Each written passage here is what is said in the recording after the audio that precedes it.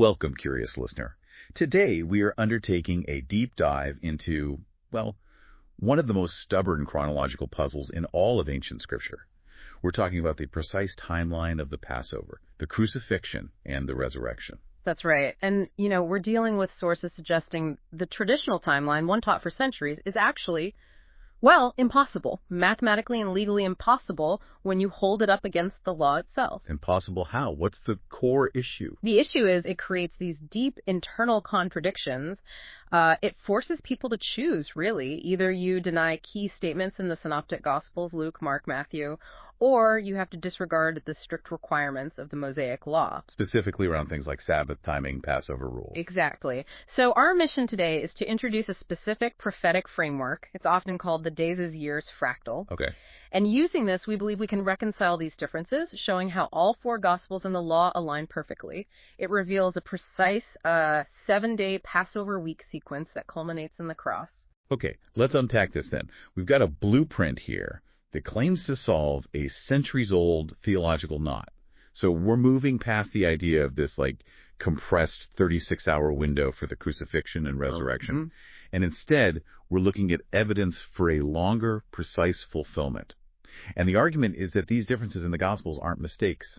Not at all. They're calculated prophecy. That's the key. So the first hurdle for a lot of people is this idea that the Gospels could even have intentional variations. Right, because we're usually taught they're in harmony, or the differences are minor perspective things. Exactly. But we start with the principle that the synoptics, Luke, Mark, Matthew, while telling the same core story, use nuanced differences deliberately. These aren't errors. They're prophetic keys. They actually help reveal the end of days and specifically the different groups of believers involved during the end times tribulation. So it's not just like seeing a car crash from different angles. You're saying it's more like coded language designed to be unlocked later. Precisely. Like a code, yes. Let's use a concrete example, something most people probably just read past. The color of Jesus' robe just before the cross. Okay, I remember they differ. They do. Matthew says it was scarlet. Luke describes it as gorgeous, which the Greek actually implies is like white or radiant. White, okay. And Mark says purple. Now, if these were just human memory slips, why these specific distinct colors? Good question. So what's the prophetic meaning behind scarlet, white, and purple? They represent the three main groups active during the final prophetic years. Luke, with the white or gorgeous robe, speaks to the pre-tribulation bride, those called out before the main judgment. Pre-trib, okay. Mark, with purple, that speaks to the mid-tribulation group. Purple signifies, earthly royalty mixed with suffering, sacrifice. Mid-trib, yeah. And Matthew, which is often seen as the most Jewish-focused and deeply prophetic gospel in this context, uses scarlet. Scarlet is tied to judgment, the woman in scarlet in Revelation, the final bloodshed on earth. That points to the post-tribulation group. Wow. Okay, so even a detail like the robe's color becomes a signpost for who the message is targeting on the prophetic timeline. Exactly. The differences aren't mistakes, they're markers. That really changes how you have to read everything. Right. If the colors are that specific, then differences in timing in the calendar must be just as intentional. Now, you mentioned a big part of the confusion comes from relying too heavily on Matthew. Explain this Matthean lens. Yeah, the Matthean lens. For centuries, really, prophecy has been filtered heavily through the Gospel of Matthew, mostly because it contains the Olivet Discourse, Matthew 24. Which is a cornerstone for end times teaching. It is.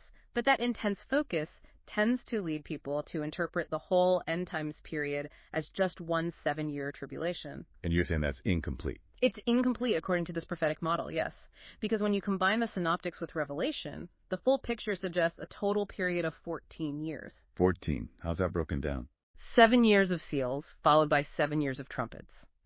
If you're only looking through Matthew, you kind of compress everything.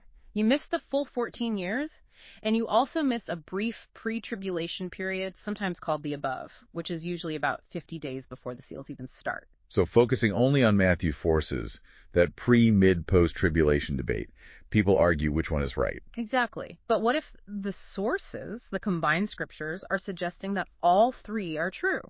that they just apply to different groups across that longer 14-year timeline. Okay, so dismissing the differences as mistakes actually hides the prophetic clarity. Fundamentally. And that brings us right back to the core contradiction we need to solve today, the timing of the Passover meal itself. Okay, lay it out for us. What's the absolute heart of the conflict? The conflict is this. Luke, Mark, and Matthew are explicit. They say Jesus prepared and ate the Passover meal, the actual sacrificed lamb, with his disciples. When? On the evening of the 14th of Nisan. Evening of the 14th. Okay. But the traditional timeline demands that Jesus be the Passover sacrifice at that exact same time. He has to be going through trials, being crucified, dying, right then on the 14th, culminating in the evening. You can't eat the meal and be the meal simultaneously. Logically, no. Temporally, no. So the traditional view forces a choice. Either the Synoptic Gospels are wrong, fallible, maybe even corrupted on this crucial point. Which undermines the idea that Scripture is inspired. Correct. Or the traditional timeline itself is wrong. We have to show how he could both eat the meal and be the sacrifice, but without contradiction. And that means the crucifixion simply cannot have happened on the traditional date of Nisan 14. Okay, so where do we start to fix this? We have to start by correcting the calendar itself. We need to establish the true timing mechanics.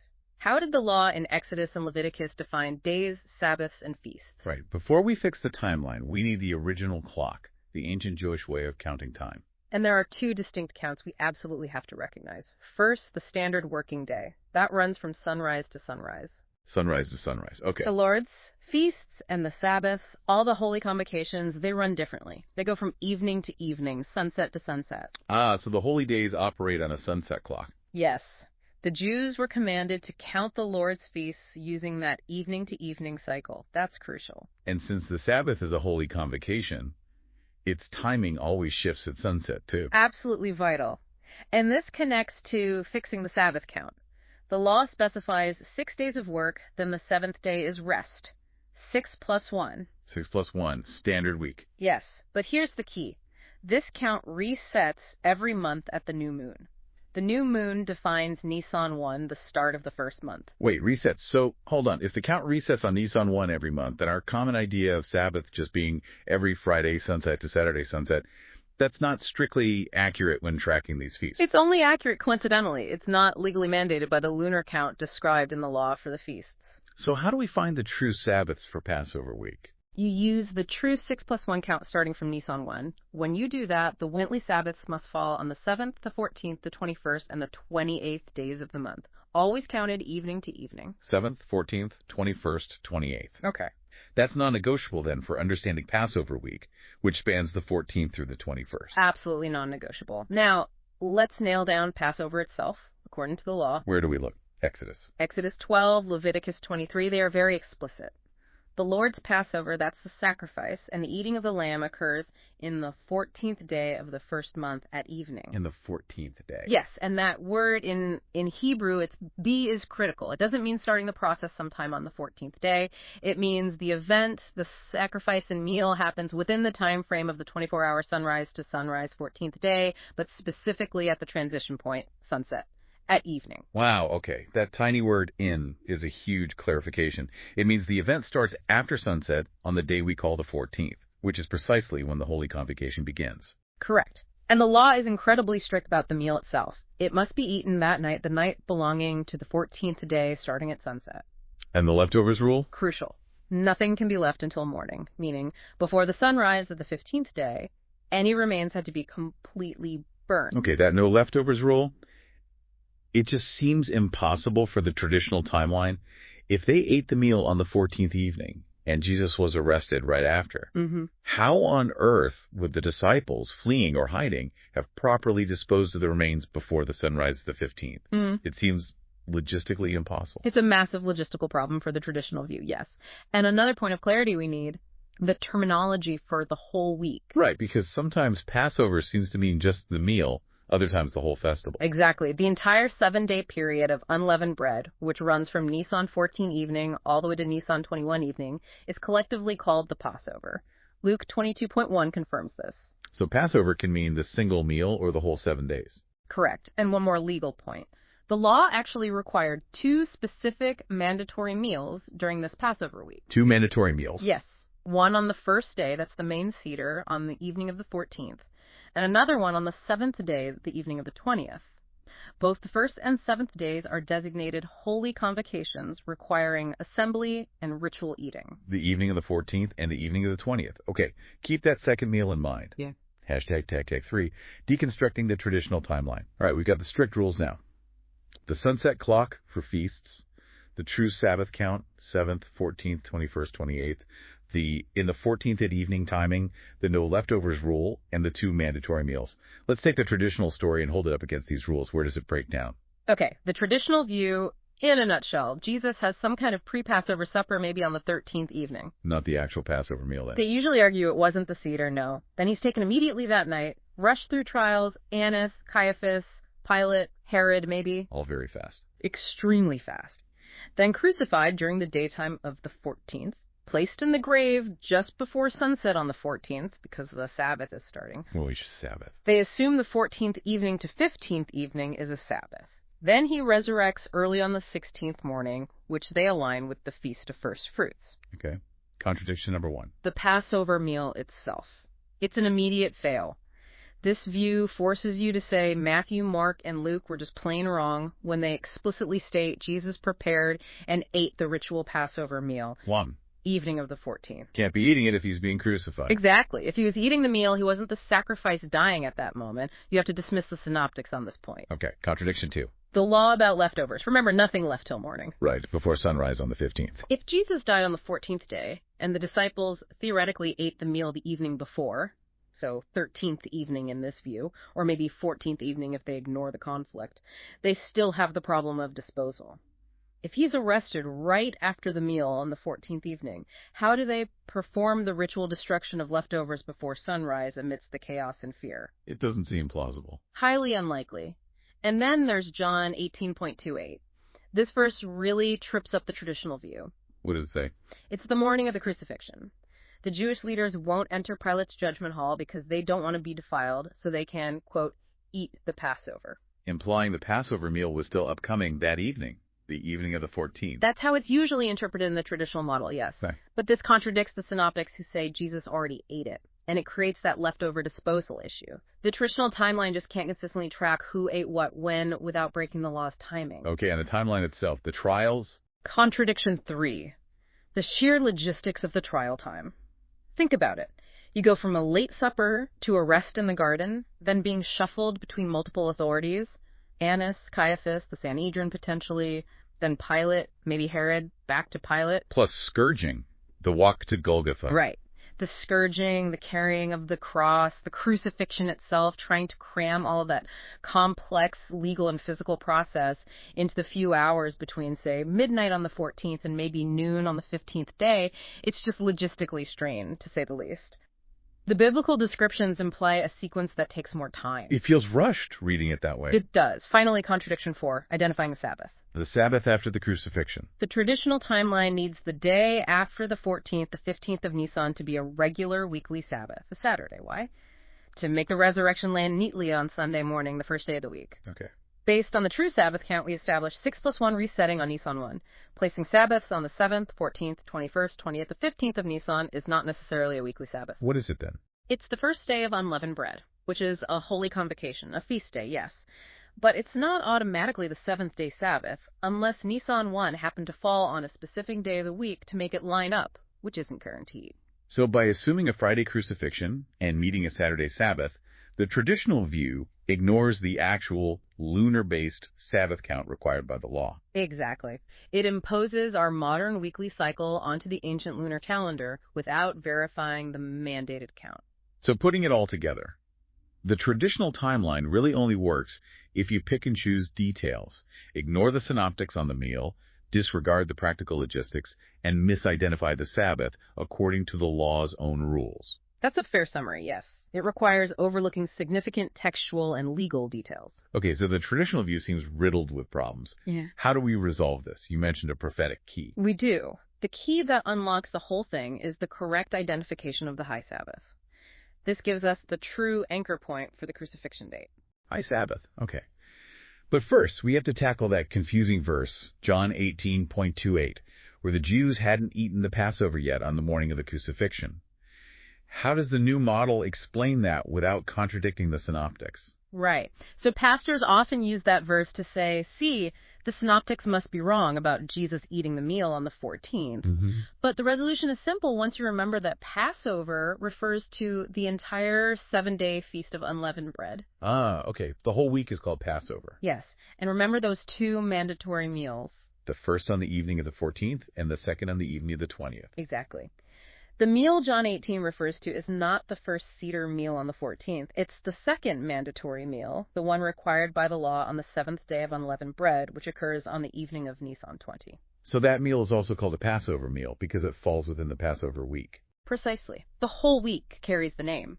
So the Jews, waiting outside Pilate's hall on the morning of the crucifixion, weren't worried about the Seder they'd already had days ago. They were keeping ritually pure so they could participate in the final mandatory feast meal of the week, still several days away. Wow, okay, that completely resolves the conflict between John and the synoptics. Jesus ate the first meal on the 14th. The leaders were worried about the second meal on the 20th. Instantly resolved. And this clarity leads us right to the definitive scriptural clue, John 19.31. What happens there? The crucifixion is ending. The Jews demand the bodies be taken down from the crosses quickly. Why? Because the upcoming Sabbath wasn't high day. A high day. What makes a Sabbath high? Is it just more important? It's a specific technical term. A high Sabbath is a rare and powerful calendar alignment. It occurs when a regular weekly Sabbath, the mandatory seventh day of rest, happens to fall on the exact same day as a major annual feast day, a holy convocation. A weekly Sabbath plus a major feast day combined. Yes. Now, let's apply the true Sabbath count we established. 7th, 14th, 21st. The 21st of Nisan. Okay. Now look at the feast days during Passover week. The first day, Nisan 15, is a holy convocation. And the seventh day, Nisan 21, is also a holy convocation. So the 21st of Nisan is both a weekly Sabbath from our 7-14-21 count, and the seventh day of unleavened bread, which is a holy convocation feast day. Exactly. The period from the evening of the 20th to the evening of the 21st of Nisan is the only day during the entire week of unleavened bread that fulfills both criteria. It's the only day that legally qualifies as the high Sabbath mentioned in John 19.31. Okay, this is huge. If the high Sabbath is Nisan 21, specifically, evening of 20th to evening of 21st, then the crucifixion had to happen the day right before it started. Precisely. The Gospels call the crucifixion day the day of preparation. Preparation for what? Preparation for that specific high Sabbath. So the day of preparation, the crucifixion day, must have been Nisan 20. That is the prophetic resolution, Nisan 20. Now let's trace the full sequence, incorporating that necessary time gap we talked about. Okay, lay it out. 1. Passover meal. Jesus eats the Lord's Passover meal, the first mandatory one, confirmed by Matthew, Mark, and Luke. This happens on the evening starting the 14th of Nisan. Evening of the 14th, check. 2. The gap. Delivered into sinful men, he's taken that evening. But then there's a crucial 5-day period. This isn't just empty time. It's the period of being delivered, as Luke 24.7 puts it. Luke 24.7. Yes, the resurrected Jesus reminds them, the Son of Man must be delivered into the hands of sinful men and be crucified and the third day rise again. The sources argue the Greek structure, the comma and, shows 3 distinct sequential phases. Nice. Delivered, rise again. That delivered phase involving the trials before Annas, Caiaphas, Pilate, Herod, back and forth, that takes time. 5 days. 5 days from the arrest on the 14th evening brings us to the 20th. Exactly. Which leads to step 3, crucifixion. Jesus is crucified on the daytime portion of Nisan 20. This day is correctly identified as the day of preparation because it immediately precedes the high Sabbath. 4. High Sabbath. Jesus is taken down from the cross and placed in the grave before sunset on Nisan 20, just as the high Sabbath is beginning, Nisan 20 evening to Nisan 21 evening. This high Sabbath is a day of mandatory rest, no work. And the resurrection. Resurrection. He resurrects early in the morning on Nisan 22. This is the first day of the week following the high Sabbath. It aligns perfectly with the timing for the Feast of First Fruits, which occurs the day after the Sabbath that falls during the feast week. Nisan 22. Mm-hmm. Okay, that timeline holds together. It validates the synoptics on the meal. It explains John 18 and 19. It fits the high Sabbath requirement, and it allows realistic time for the trials. But that 5-day gap, how do we prove it wasn't compressed? Is there evidence beyond the Luke verse suggesting Jesus was held for 5 days? Well, the strongest evidence comes from the prophetic symmetry, the fractal pattern we'll discuss next. But think about the law itself. The Passover lambs, weren't they selected and then held for a period before sacrifice? Yes, I think they were held for inspection. Exactly. Often for about 4 or 5 days. If Jesus is the ultimate Passover lamb, being arrested on the evening of the 14th and then held, delivered into the hands of sinful men, inspected by religious and Roman authorities until his sacrifice on the 20th, that 5-day period perfectly mirrors the law's requirement for the lamb. He fulfilled the type. The narrative needs that time gap to fulfill the shadow picture. The lamb held captive before the slaughter. Okay, that adds another layer. Now for the confirmation. The real proof for this historical timeline, the Redius coup, comes when we see how it perfectly mirrors the prophetic future timeline that is to come. We use the fractal principle. Define fractal again in this context. It's the idea that patterns repeat at different scales. So what happened during those 7 days of unleavened bread, Passover week, is a miniature blueprint, a perfect mirror image for the 7 years of seals, which is the first half of the full 14-year tribulation period. Okay, so the assumption here is the full prophetic period is 14 years, not just 7. 7 years of seals, then 7 years of trumpets.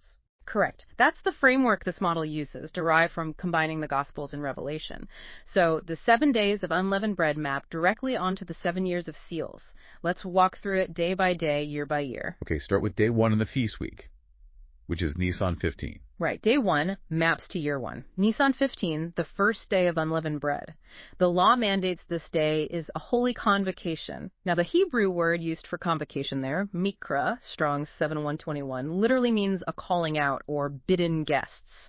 Called out guests. Yes. Now, think about the prophetic year 1. This day 1, starting the 7-day, 7-year count, aligns perfectly with parables like Luke 14, the wedding feast, where guests are bidden or called out beforehand.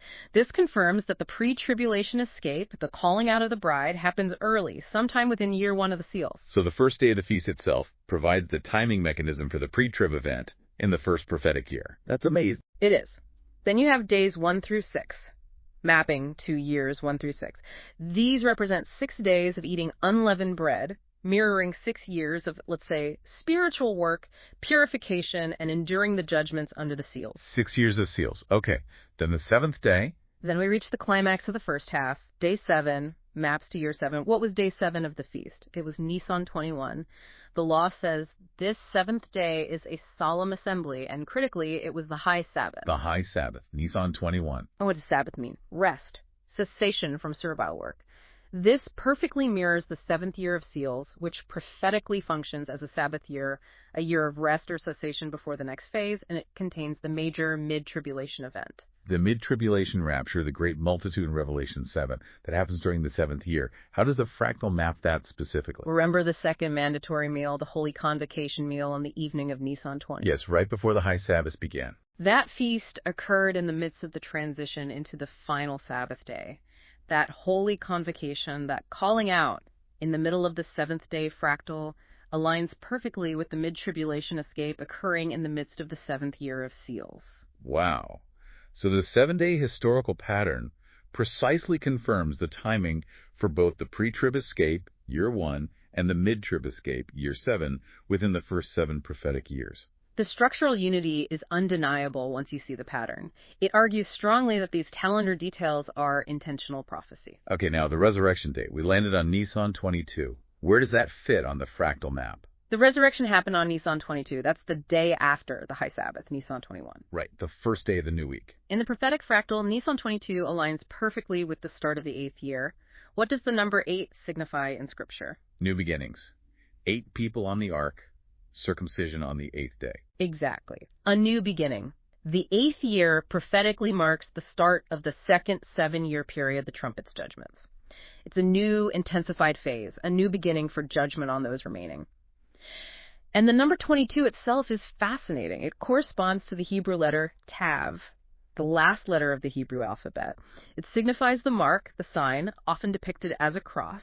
It represents the end or completion of the previous cycle, the 7 years of seals ending on the 21st Sabbath, and the immediate start of the new beginning, the new cycle, potentially linked to Jubilee concepts. And it's a complete roadmap then. The historical high Sabbath on Nisan 21 is the anchor. It confirms the crucifixion on Nisan 20, the resurrection on Nisan 22, and this structure then validates the prophetic 7 plus 7 year timeline, mapping the escapes and the transitions between the seals and the trumpets. And there's one more piece of calendar confirmation that locks down the necessity of that Nisan 22 start date. It comes from analyzing the Feast of Weeks, or Pentecost. Pentecost, that's the one with the 50-day count, right? Exactly. Leviticus 23 gives precise instructions for counting to Pentecost. It requires counting 7 Sabbaths complete, starting from the day after the Sabbath that occurs during the Feast of Unleavened Bread. Okay, 7 Sabbaths. Now, traditional Jewish practice, the counting of the Omer, usually starts the count on Nisan 16. They assume the 15th was the Sabbath referred to. Why does this model say Nisan 16 is the wrong starting point? It's wrong for 2 key reasons. First, the Sabbath count. As we established, Nisan 15 isn't automatically the weekly Sabbath. The law says count from the day after the weekly Sabbath that falls within the feast week. That was the high Sabbath, Nisan 21, so the count should start the next day. Which is Nisan 22. Exactly. The second reason is agricultural. This is vital. The Feast of Weeks, Pentecost, is specifically the celebration of the first fruits of the wheat harvest, not the barley harvest, which happens earlier, around the time of Passover. Wheat, not barley. Oh. The commandment is to start counting from such time as you begin to put the sickle to the corn wheat. The wheat harvest in that region would not typically be ready as early as Nisan 16. It aligns much better with a start date later in the spring, like Nisan 22. So the traditional count starts too early, both calendarically, ignoring the high Sabbath, and agriculturally, misaligning with the wheat harvest. Correct. The count must begin on Nisan 22, the day after the high Sabbath, the resurrection day, the true fulfillment of the Feast of First Fruits in this context. Okay, so starting from Nisan 22, how does the count work according to Leviticus? From Nisan 22, you count 7 Sabbaths, 7 complete weeks marking the weekly rests. Then the law says, from the day after that 7th Sabbath, you number 50 days. Wait, 7 Sabbaths, then 50 days. I thought Pentecost was the 50th day after the start. This is where careful reading is key. Leviticus 23.15:16 says, count 7 Sabbaths, they shall be complete. Then verse 16, even unto the morrow after the 7th Sabbath shall ye number 50 days. There's a structure of 7 Sabbaths, 49 days, followed by a period culminating on the 50th day. It implies 2 phases. Other interpretations link the 50 days more closely with 7 weeks, 49 days, leading to the 50th day celebration. But the emphasis on 7 Sabbaths first is critical for the structure. So the confusion often comes from mixing up counting 7 Sabbath versus just counting 7 weeks or 50 days straight. Yes, and using the wrong start date, Nisan 16, based on the wrong Sabbath and wrong harvest timing. By forcing the start to Nisan 16, they create a misaligned Pentecost. The correct count, starting Nisan 22 and respecting the 7 Sabbaths instruction, confirms the necessity of the Nisan 22 resurrection. Okay, this counting is complex. How does this intricate Pentecost count connect back to the bigger prophetic fractal, the 14-year timeline? It provides a fascinating structural confirmation. Think about the sequence. 7 Sabbaths counted first, then a period culminating in the 50th day, often seen as 7 weeks leading to day 50. And 7 Sabbaths, then 7 weeks, 50 days. Doesn't that sound familiar? 7 Sabbaths mirroring the 7 years of seals, followed by 7 weeks, 50 days mirroring the 7 years of trumpets. The Pentecost count itself contains the 7 plus 7 structure. Wow. Okay. But Pentecost is typically seen as the middle feast of the main 3, Passover, Pentecost, Tabernacles. How does it mark the start of the second 7-year period in this fractal? That's the revelation. The overall prophetic structure of the main feast is often visualized as 7-1-7, representing the durations or themes. Passover 7 days, Pentecost 1 day, Tabernacle 7 plus 1 days. Right, 7-1-7. But the Pentecost count, revealing this 7 Sabbaths plus 7 week structure, shows that prophetically the significance of Pentecost at the Owanlefi gets shifted. It moves from the middle to mark the beginning of the second 7 period, the trumpets. This effectively turns the prophetic 7-1-7 structure into a 1-7-7 structure in terms of event timing. A 1-7-7 structure, where the 1 is that pre-tribulation call-out event we discussed earlier, happening before the first 7 seals. Exactly. The 1 shifts to the front. This structural shift, revealed by the Pentecost count, perfectly mirrors the revelation of the pre-tribulation escape, which doctrinally occurs before the seals begin. It aligns with certain interpretations suggesting the pre-trib event is shifted, perhaps 4 months early in the prophetic calendar, preceding the main tribulation structure. So the Pentecost count isn't just about getting the day right. Its internal structure confirms the 1-7-7 end times model with the pre-trib event shifted early. Precisely. And the 50th day itself, Pentecost, is massively significant and mirrors huge biblical events. The giving of the law at Sinai, where 3,000 died, and Acts 2, where the Spirit was given and 3,000 were saved. It marks the start of new spiritual eras. The alignment is complete, from the historical crucifixion calendar to the structure of future prophecy. Hashtag, tag, tag, outro. Okay, here's where the full impact really hits you, doesn't it? Mhm. The sheer, mathematical precision needed to make the law, all four Gospels, Yeah. and this future prophetic timeline locked together, especially using this fractal key. Yeah. It's just staggering. You haven't just resolved a contradiction. You've shown the solution actually validates a detailed prophetic calendar for the future. Mm-hmm. And I think the most significant takeaway really is the absolute unity and, frankly, the inerrancy of Scripture when you view it through this prophetic lens. Mm-hmm. Once you apply the accurate calendar, count the right Sabbath, the high Sabbath, and understand the fractal model, centuries of confusion just dissolve. Yeah. Every specific detail we discussed, the high Sabbath on Nisan 21, that 5-day gap between the supper and the cross, Right. a resurrection landing squarely on Nisan 22, it all falls perfectly into this intricate pattern, a pattern that seems designed, to be unlocked right when these prophecies become relevant at the time of the end. And the traditional view struggled because it just lacked that prophetic key. It didn't have the understanding of the calendar mechanics or the full 14-year framework. Essentially, yes, it was working with an incomplete blueprint. So what does this really mean for someone studying these texts today? I mean, the fact that getting the ancient calendar right was the key to unlocking this end times fractal. It seems to powerfully confirm that foundational belief, the one often challenged by claims of contradiction, Which belief is that? that all Scripture is given by inspiration of God. Right. Absolutely. Think about it. If the crucifixion timeline, the central event of the faith, was actually corrupted in the texts, or if the Gospels fundamentally botched the details, then that statement about Scripture's inspiration really couldn't hold water. It would be a major A problem. huge problem. But this revelation, this alignment, argues the opposite. It suggests there are no actual mistakes, just mysteries. Mysteries waiting for the right key, the prophetic key, to unlock them. The perfect alignment of the calendar for the past event, the HUA, serves as the ultimate confirmation for the structure of the future prophecy that is to come. Okay, so here's a final thought for you, the listener, to mull over. If the traditional timeline of the crucifixion was potentially inaccurate for almost 2,000 years, based on what seems like a, understandable but critical miscalculation of the Sabbath and feast timing, what other widely accepted historical or even prophetic timelines might be concealing equally precise, complex blueprints, just waiting for their own mathematical or prophetic key to be discovered?